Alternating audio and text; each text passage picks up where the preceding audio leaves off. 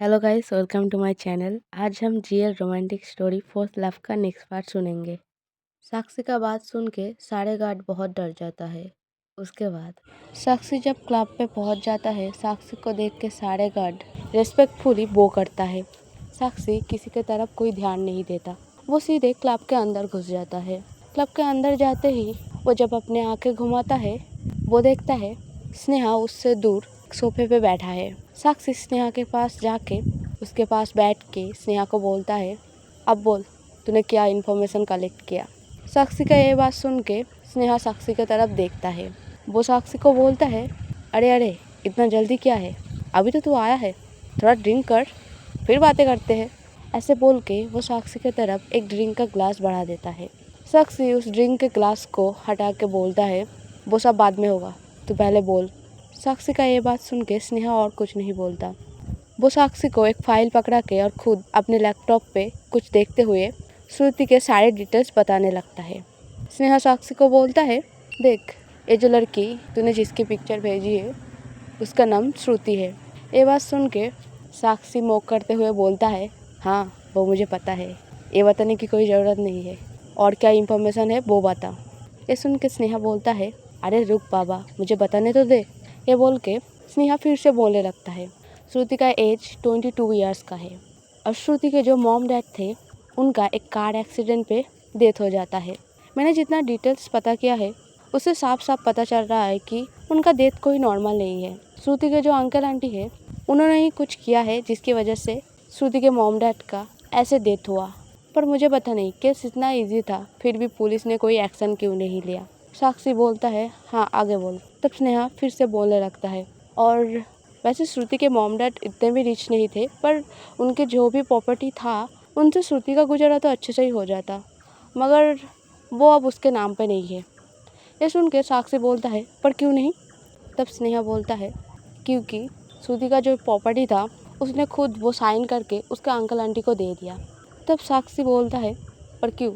तब स्नेहा बोलता है, देख मैं उतना डिटेल्स तो नहीं बोल सकता कि श्रुति ने वो क्यों किया, क्योंकि मैं तेरे को जानकारी दे सकता हूँ, किसी का मन का बात तो नहीं बोल सकता। पर मुझे जितना पता चला है कि उसे नहीं पता था कि ये किसका पेपर है, उसने बस ऐसे ही साइन कर दिया था। और जब श्रुति के मॉम डैड का डेथ हुआ था तब श्रुति सिर्फ 5 साल का था, तो उसको उतना पता नहीं कि उसके मॉम डैड का कोई प्रॉपर्टी थे या नहीं। इसीलिए जब वो बड़ी हुई और उसके नाम पे प्रॉपर्टी आया तब शायद उसके अंकल आंटी ने किसी पेपर पे उसको साइन करने के लिए बोला था, तब उसने कैजुअली साइन कर दिया और उसका जो पूरा प्रॉपर्टी था वो उसका अंकल आंटी का हो गया। तब साक्षी बोलता है, और कुछ। तब स्नेहा बोलता है, और कुछ अगर बोलूँ तो नहीं है, पर मैं कुछ और भी डिटेक्टिव लगाया था तो उन्होंने मुझे बताया था कि श्रुति का कुछ पास्ट का ट्रॉमा है। ये ट्रॉमा वर्ड को सुन के साक्षी स्नेहा की तरफ देख के बोलता है, ट्रॉमा, क्या ट्रॉमा। तब स्नेहा बोलता है, उसके जो अंकल आंटी थे वो लोग जब श्रुति छोटा था तब से ही उसे बहुत टॉर्चर करता है।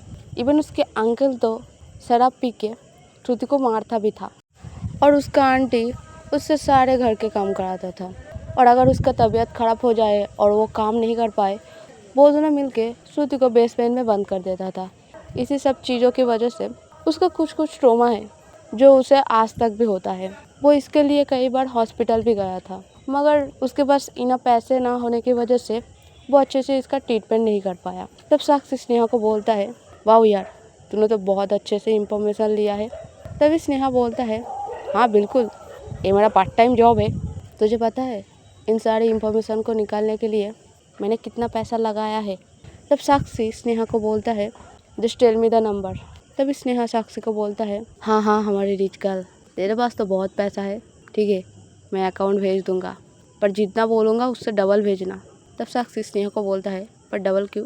तब स्नेहा साक्षी को टीज करते हुए बोलता है, डबल क्यों नहीं, तेरी स्वीट हार्ट है वो। तब साक्षी इरिटेट होकर बोलता है, मैंने तुझे बोला वो मेरी स्वीट हार्ट है। तब स्नेहा बोलता है, अगर तेरी स्वीट हार्ट नहीं है तो तू ऐसे ही कोई पर्सन के लिए इतना कुछ तो नहीं करेगा। ये सुन के साक्षी स्नेहा को बोलता है, ठीक है अब बकवास बंद कर। ये बोल के साक्षी टेबल पे रखा हुआ ड्रिंक को पीने लगता है। तभी स्नेहा साक्षी को पूछता है, वैसे तेरी दीदी के साथ लड़ाई क्यों हुई थी, तूने नहीं बताया। ये बात सुन के साक्षी बोलता है, इरिटेट मत कर, थोड़ा इंजॉय करने के लिए आया हूँ, थोड़ा इंजॉय करने दे। नहीं तो मैं जाता हूँ। ये सुन के स्नेहा बोलता है अच्छा अच्छा ठीक है, चल इसके बारे में हम बाद में बात करेंगे। तभी साक्षी स्नेहा को बोलता है अरे तुझसे एक बात करनी थी, हमारा जो कपूर के साथ एक बिजनेस पार्टनर वाला डील था उसका क्या हुआ। ये सुन के स्नेहा इरिटेट होकर बोलता है अरे एक दिन तो तू एंजॉय करने दे, अभी तो तूने बोला कि मूड स्पॉइल मत कर, अब तो मेरा मूड क्यों स्पॉइल कर रहा है। ये बोल के स्नेहा डिंग करने लगता है। तभी साक्षी स्नेहा को बोलता है ओके ठीक है, चल इसके बारे में हम बाद में बात करेंगे। वैसे इधर कोई लड़की क्यों नहीं दिख रहा है, तू क्या शरीफ हो गया। तब स्नेहा साक्षी को बोलता है क्यों तुझे चाहिए, बाहर से किसी को बुलाऊं। तब साक्षी बोलता है नहीं मुझे नहीं चाहिए। तभी स्नेहा साक्षी को टीज करते हुए बोलता है वैसे तुझे क्यों चाहिए होगा, तुझे तो ऑलरेडी मिल गया है एक एंजल जैसा पर्सन। वैसे वो कितना ब्यूटीफुल है, तुझे कहाँ से मिली वो। ये ब्यूटीफुल वर्ड को सुन के साक्षी कुछ बोलने जा रहा था स्नेहा को। तभी स्नेहा बोलता है अच्छा तू थोड़ी देर रुक, मैं वॉशरूम से होके आता हूँ। जब कुछ देर बाद स्नेहा वॉशरूम से वापस आता है वो साक्षी को बोलता है तेरे मॉम ने कॉल किया था। ये मॉम वर्ड को सुन के साक्षी बोलता है तूने फोन पकड़ा था। तब स्नेहा बोलता है अब कुछ पकड़ा था, क्यों ना पकड़ू, आंटी बोल रहे थे कि तूने उनका नंबर ब्लॉक पे डाल दिया। ऐसा क्या किया उन्होंने कि तूने उनका नंबर ब्लॉक पे ही डाल दिया। ये सुन के साक्षी इरिटेट होकर बोलता है क्या तुझसे कुछ और पूछा मैंने मॉम। तभी स्नेहा बोलता है हाँ पूछ रहे थे कि तू मेरे साथ है या नहीं। तभी साक्षी बोलता है तो तूने क्या बोला।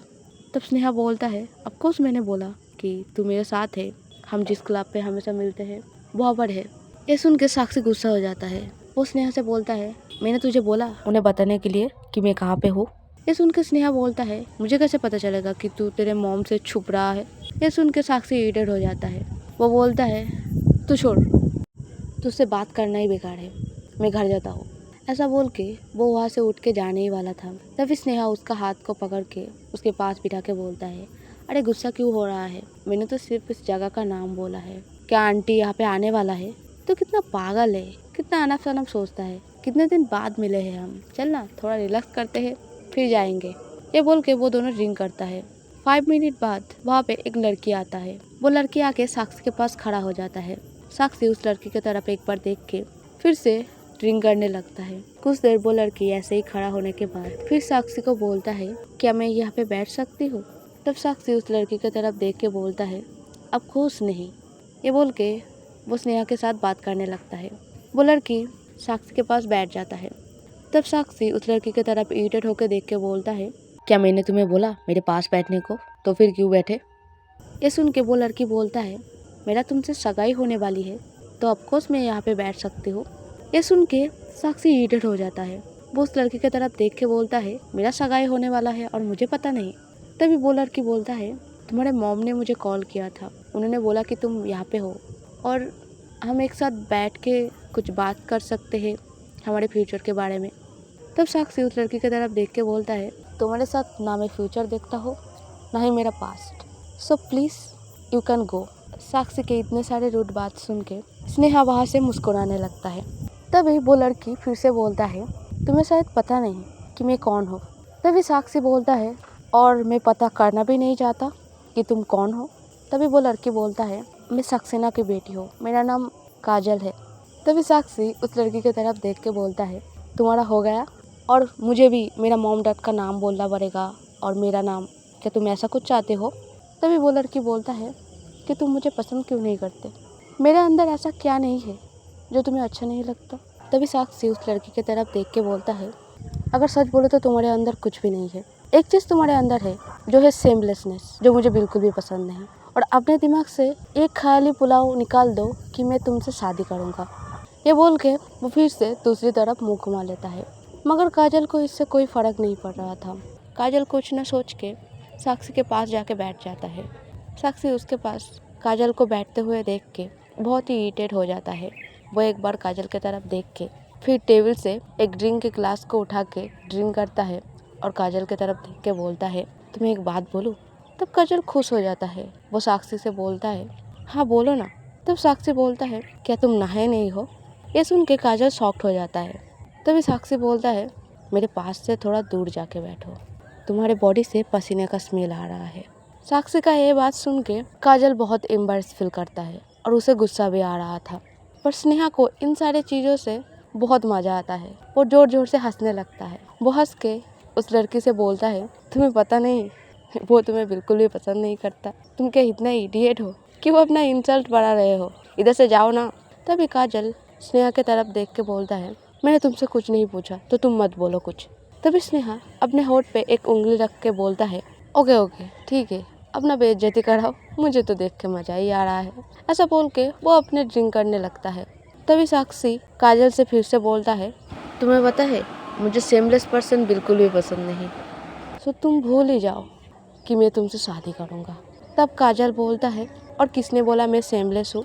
तब साक्षी बोलता है, बोलने की क्या ज़रूरत है, तुम्हें देख के ही पता चल रहा है कि तुम पूरा का पूरा सेमलेस हो। और तुम्हें लगता है मेरे मॉम अगर मुझे फोर्स करेंगे तो मैं तुमसे शादी कर लूँगा? तभी काजल बोलता है, वो तो देखा ही जाएगा, हमारा एंगेजमेंट का डेट डिसाइड हो गया है। तभी साक्षी कॉन्फिडेंस के साथ बोलता है, तुम रहोगे तभी ना एंगेजमेंट होगा। तभी काजल बोलता है, रहोगे मीन्स? तब साक्षी बोलता है, रहोगे मीन्स तुम्हें इतना तो पता है कि मैं कैसी लड़की हूँ, अगर वो लोग मुझे ज़्यादा फोर्स करे तो मैं तुम्हें गुम कर दूँगा, ना तुम रहोगे ना मुझे शादी करना पड़ेगा। और वैसे भी मैं ऑलरेडी मैरिड हूँ, मेरा वाइफ है। ये वाइफ वर्ड को सुन के काजल शॉक्ड हो जाता है। वो बोलता है, मुझे पता है तुम मुझसे झूठ बोल रहे हो, तुम्हारा कोई वाइफ नहीं है। तब साक्षी काजल को कुछ बोलने जा रहा था, तभी स्नेहा बोलता है, तूने कब शादी की? तभी साक्षी स्नेहा की तरफ गुस्से वाले आंखों से देखता है। तभी स्नेहा फिर से अपने मुंह पे उंगली रख के बोलता है, ओके ठीक है, मैं चुप, मैं और कुछ नहीं बोलूँगा, तुम दोनों कंटिन्यू करो। तभी साक्षी काजल की तरफ देखते हुए बोलता है, वो मेरा पर्सनल मैटर है, सारी चीज़ तो मैं तुम्हें इन्फॉर्म करके नहीं करूँगा। ये सुन के काजल बोलता है, तो तुम मुझे दिखाओ तुम्हारा वाइफ कौन है, क्या वो मुझसे भी ब्यूटीफुल है? तभी साक्षी बोलता है, तुम्हारा और उसका तो कंपेयर कभी हो ही नहीं सकता, और अपने आप को मेरे बेबी से कंपेयर मत करो, ठीक है? तुमने कभी अपना शक्ल देखा है? इतने सारे एम्बैरेस वर्ड को सुन के काजल का तो गुस्से से खून उबल उठता है कि वो उसका दांतों को पीसते हुए बोलता है, मैं भी देखता हूँ कितने दिन तक तुम मुझे रिजेक्ट कर सकते हो। तभी साक्षी बोलता है, सपना देखना अच्छा है पर ख्याली पुलाव बनाना नहीं। ऐसा बोल के वो ड्रिंक करने लगता है। तभी स्नेहा बोलता है, अरे इतना ड्रिंक मत कर, तुझे नशा चढ़ जाएगा। तभी साक्षी स्नेहा को बोलता है, अगर मैं विदाउट ड्रिंक के घर में गया तो मुझे पता नहीं मैं इस लड़की का गुस्सा किस पे उतारूँगा। अब सभी लोगों को हैप्पी होली। अगर स्टोरी पसंद आए लाइक करना, कमेंट करना, सब्सक्राइब करना। आज के लिए इतना ही, बाय बाय।